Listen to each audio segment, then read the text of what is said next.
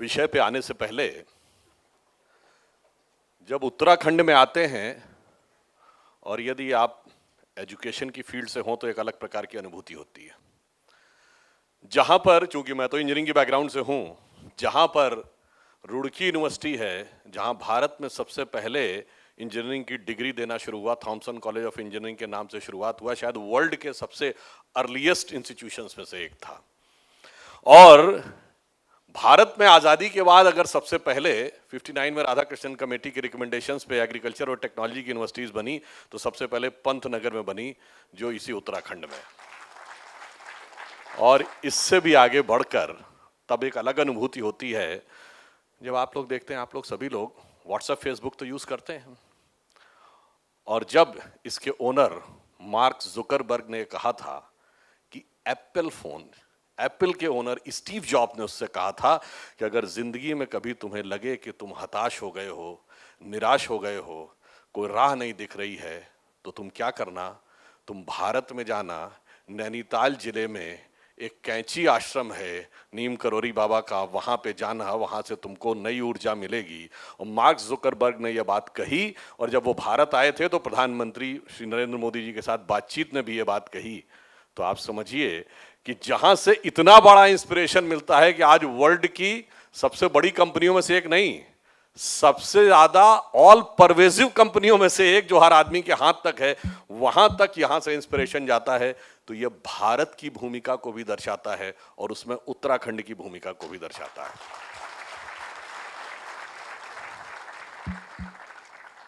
Now if we start on the issue of the education, अगर हम कहें तो if you want to become a leader in the education, then what you have to do. देखिए, बहुत स्पष्ट सी बात ये कहें कि अगर आप एग्जिस्टिंग चीज को फॉलो करते हैं तो you can become prosperous, you can attain a good position, good prosperity, good life, good luxury. But अगर आपको लीडर बनना है तो एग्जिस्टिंग चीज में से अलग हटकर आपकी एक दृष्टि होनी चाहिए कि what is going to be there in the future, and accordingly you can decide. इसका मैं एक एग्जांपल देना चाहता हूं। You all must be knowing कि जब अमेरिका ने अपना एटम बम का प्रोजेक्ट स्टार्ट किया, the name of the project was project Manhattan, 1945 में चल रहा था। Before the first atomic explosion was done on 16th of July 1945। Project Manhattan चल रहा था, तो उस समय प्रेसिडेंट थे ट्रूमैन, और ट्रूमैन के एक एडवाइजर थे जिनका नाम था एडमिरल विलियम लेई। एडमिरल विलियम लेई ने कहा कि mister president, this project Manhattan is going to be a utter failure. This project will never take off. This I am saying as an expert on explosive. अब बताइए, वो सही थे कि गलत थे?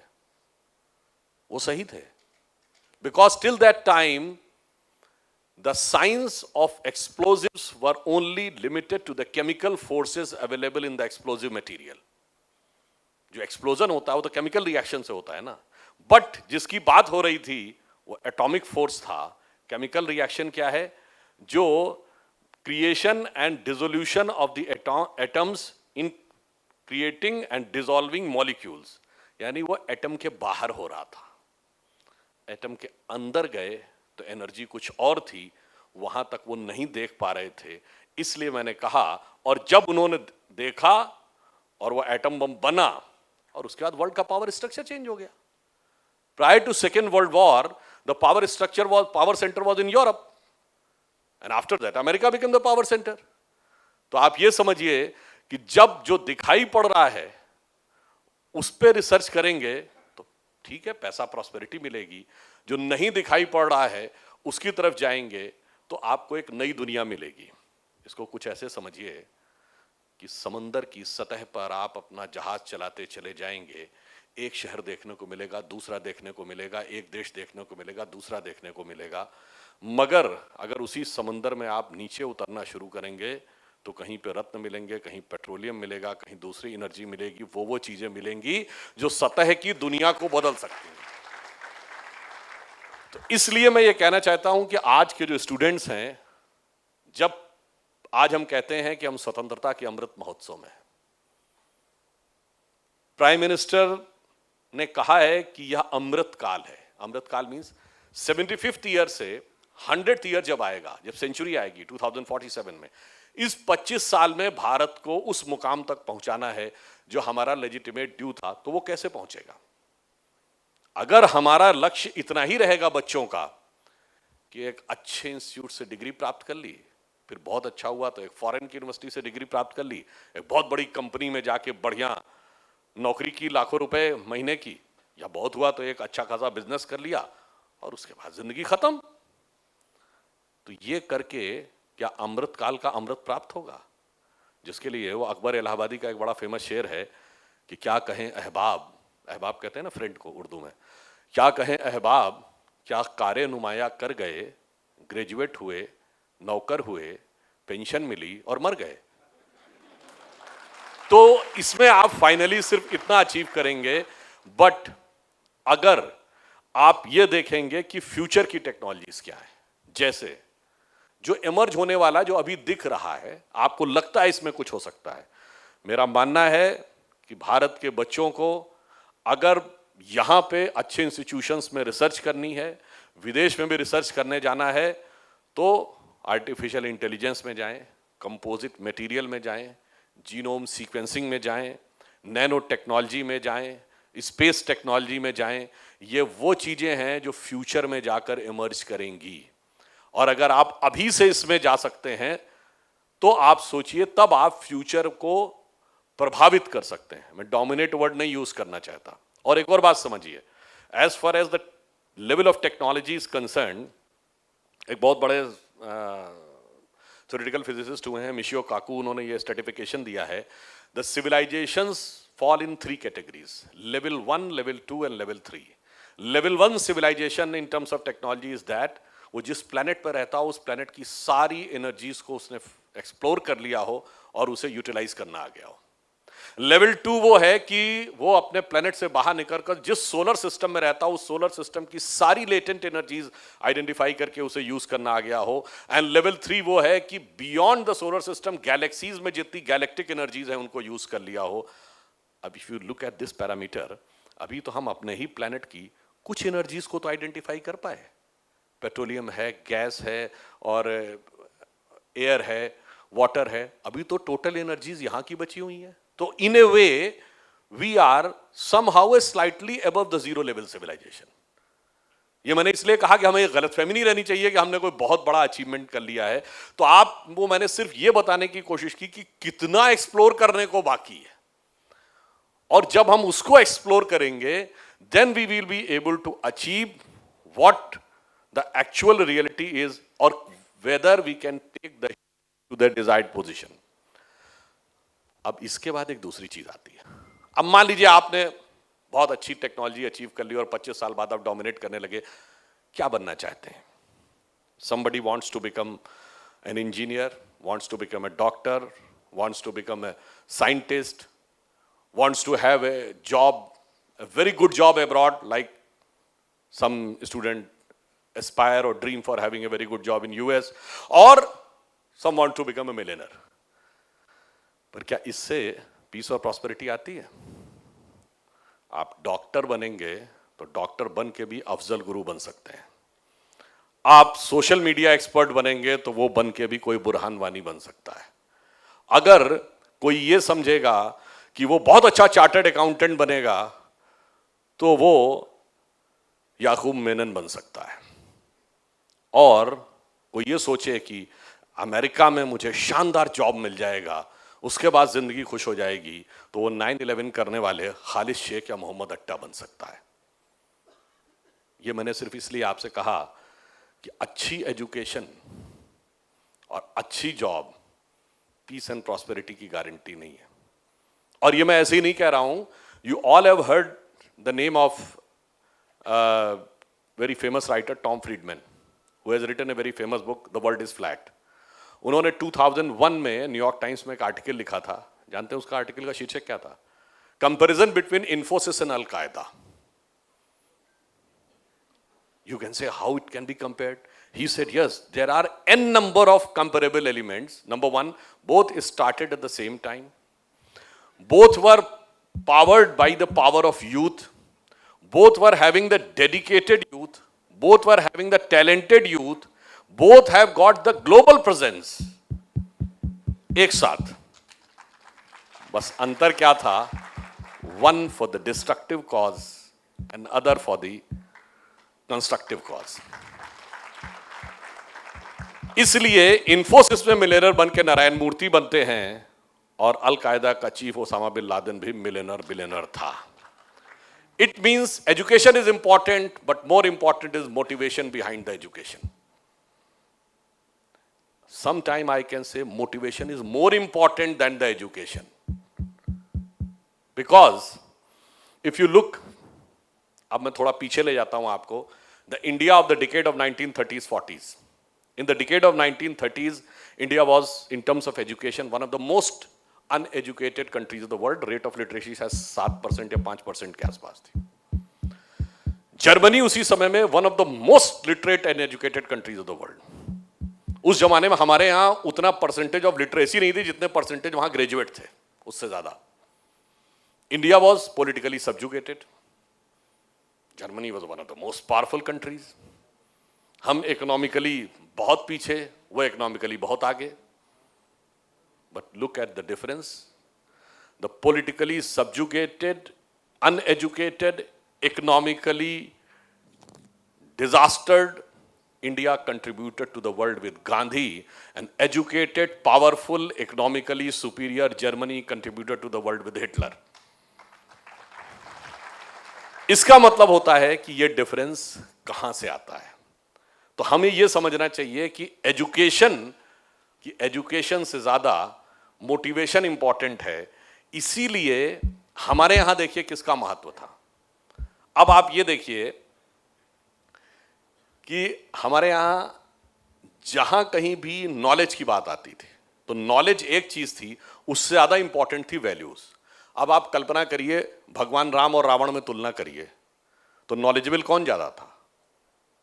भाई देखिए, वैसे तो भगवान राम ब्रह्म के प्रतीक हैं, वो तो एक अलग विषय है कि वो ब्रह्म है तो ज्ञान अलग, पर जब वो लीला कर रहे हैं मानव रूप में तो रावण ज्ञानी ज्यादा है। फिर भी राम क्यों जीत रहे हैं?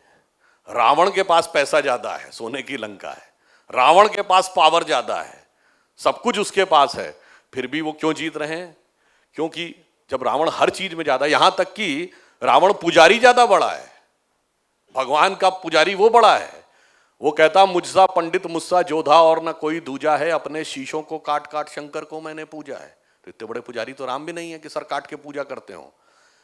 फिर भी राम की कौन सी श्रेष्ठता है जो रावण की समस्त योग्यता और शक्ति पर भारी पड़ जाती है?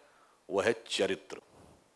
इसीलिए तुलसीदास ने लिखा राम चरितमानस, राम के चरित्र को मन में धारण करिए। और आज प्रॉब्लम क्या हो गई? इसीलिए हमारे यहां प्राचीन काल में, अब मैं उस पर आ रहा हूं, हम वर्ल्ड के टीचर नहीं थे, हम वर्ल्ड के नॉलेज बेस के सेंटर नहीं थे, हम विश्व के जगत गुरु थे। गुरु आज स्टूडेंट्स आते हैं पढ़ने, किस लिए पढ़ने आते हैं?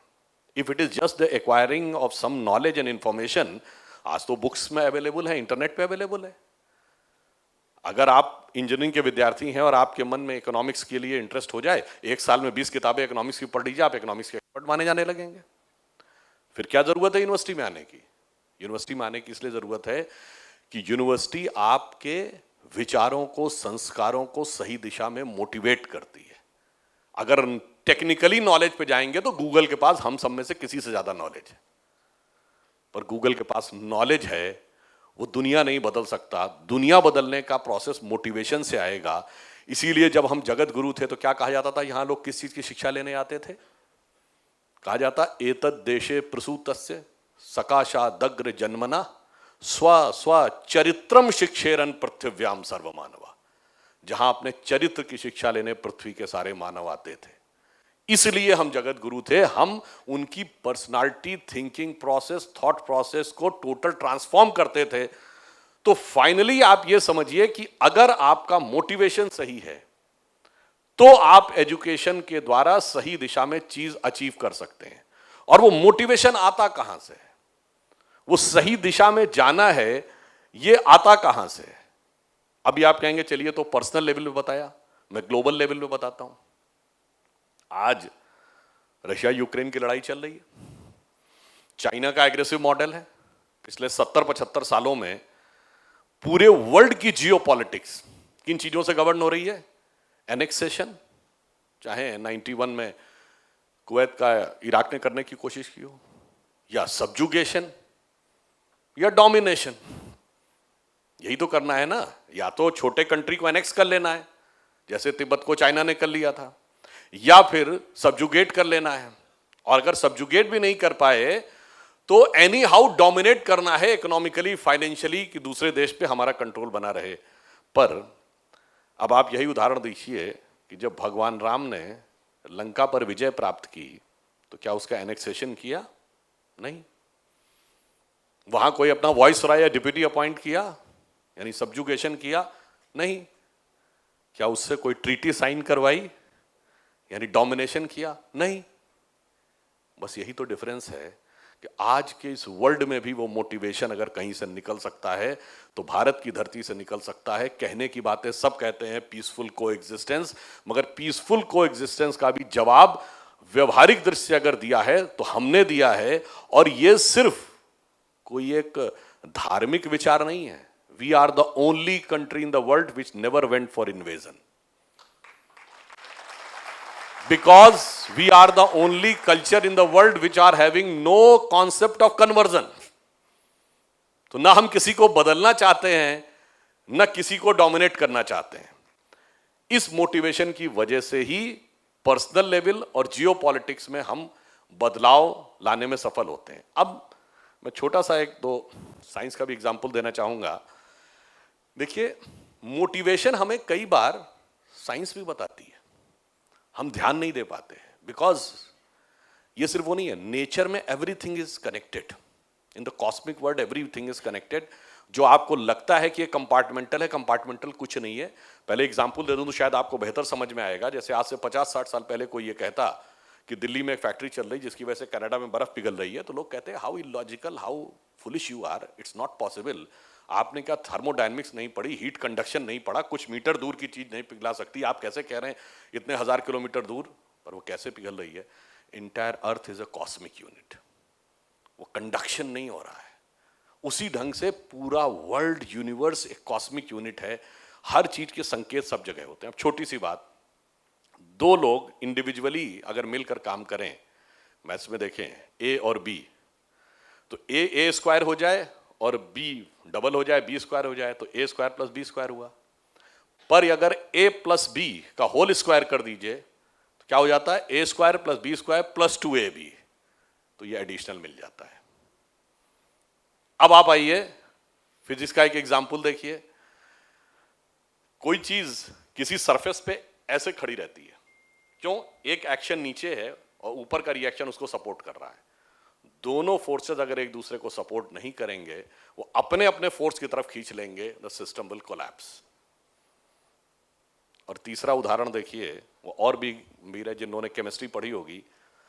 जब दो एटम्स के बीच में बॉन्डिंग होती है तो दो प्रकार के बॉन्ड होते हैं, इलेक्ट्रोवैलेंट एंड कोवैलेंट। कोवैलेंट वो होते हैं जिसमें दो एटम्स के बीच में एक इलेक्ट्रॉन का साझा हो जाता है, और इलेक्ट्रोवैलेंट वो होता है कि एक ने दूसरे को इलेक्ट्रॉन दे दिया तो वो निगेटिव चार्ज हो जाता है, जिसने दिया वो पॉजिटिव चार्ज हो जाता है। तो बिकॉज ऑफ इलेक्ट्रिक फोर्स वो एक हो जाते हैं। और दोनों में ज्यादा स्ट्रांग कौन होता है? Electrovalent bond. इसका मतलब क्या है? प्रकृति भी यह संकेत देती है कि जब आप त्याग करते हैं तो बॉन्डिंग ज्यादा मजबूत हो जाती है। अविद्या में जीरो एक एंटिटी है और विद्या में जीरो एक अनुभूति है। इसलिए अविद्या के लिए न किसी गुरु की जरूरत है, न पात्रता की जरूरत है, न अपने अंदर कोई परिवर्तन लाने की जरूरत है। जाइए पढ़ लीजिए। विद्या के लिए आज भी पात्रता की जरूरत है, अपने अंदर एक बड़ा चेंज लाने की जरूरत है। चूंकि वह अनुभूति का विषय है, इसलिए गुरु की जरूरत तब भी थी, आज भी है। अविद्या के लिए न तब थी न आज है। जिसको हम कहानी समझते हैं, उस कहानी में कितनी गहराई है। जैसे आप सबने सुना होगा, संस्कृत का बड़ा फेमस फ्रेज है जिसकी लाइन आपको पता होगा, विनाश काले विपरीत बुद्धि। परंतु ये पूरा श्लोक ध्यान है किसी को? ये किस संदर्भ में है? ये पूरा श्लोक ये है कि न निर्मते न विद्यते तदैव न श्रूयते स्वर्णमयी कुरंगी तथापि तृष्णा रघुनंदनस्य विनाश काले विपरीत बुद्धि। मतलब न कभी बना था, न कभी देखा था, न कभी सुना था कि सोने का हिरण होता है, फिर भी तृष्णा ने रघुनंदन भगवान को भी घेर लिया। इसे ही कहते हैं विनाश काले विपरीत बुद्धि। यह समझने का अर्थ कब आएगा? मोटिवेशन से, इंस्पिरेशन से, सिर्फ एजुकेशन से नहीं। तो इसलिए फाइनली आप इस बात को समझिए कि हम वर्ल्ड को भी डोमिनेट करना नहीं चाहते। ये तो आश्वस्त रहिए, जहां से मैंने शुरू किया था उसी पे खत्म करता हूं। स्वतंत्रता का अमृतकाल है और स्वतंत्रता का अमृतकाल समाप्त होते होते आश्वस्त रहिए कि हम वर्ल्ड की सबसे पीक पर होंगे। मगर कैसे? इकोनॉमिक सुपर पावर बन के नहीं, इंटेलेक्चुअल सुपर पावर ही बन के नहीं, मिलिट्री सुपर पावर बन के नहीं। ये तो डोमिनेट करने के लिए बनती है और इसका कालखंड बहुत थोड़ा होता है। कोई देश 100 साल से ज्यादा, 150 साल से ज्यादा दुनिया को डोमिनेट नहीं कर पाया। हाँ, उसमें भी अगर हम देखना चाहें तो हमारे पास ऐसे ऐसे एग्जाम्पल्स हैं, उसमें मैं नहीं जाना चाहता, बस इतना बताना चाहता हूं। इसलिए कॉन्फिडेंट रहिए। बस फाइनली एजुकेशन का मोटिवेशन समझिए, ब्रॉडर विजन समझिए और जो कुछ तय है वो तो होने ही वाला है, उस बारे में कॉन्फिडेंस रखिए। And we hope in our life time हम वो देखेंगे कि जो माइकल वुड ने अपनी एक स्टोरी ऑफ इंडिया करते थे डिस्कवरी में, उसमें एंड में एक सेंटेंस बोला था कि by the mid of the 20th century India can become the biggest country on earth. Population में चाइना को टेक ओवर कर लेंगे। एंड इफ, ये 2007-8 में बोला था, and if India goes in a proper direction तो even in economy it can not only overtake China but can become equivalent to US. तो जानते हैं उसने क्या वर्ड बोला था? So by the mid of this century India can be the biggest and the richest nation on earth. ये important नहीं था, the place at which it remained most of the time in the history. धन्यवाद।